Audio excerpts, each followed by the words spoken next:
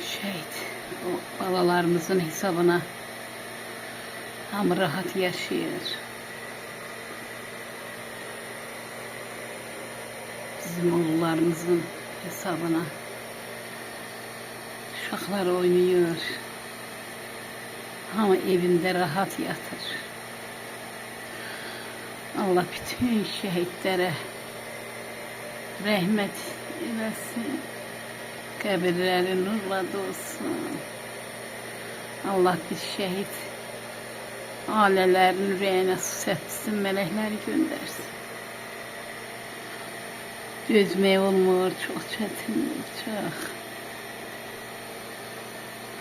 Bütün şehitlere rahmet, yerleri cennet, mekamları olsun ya Rabbi.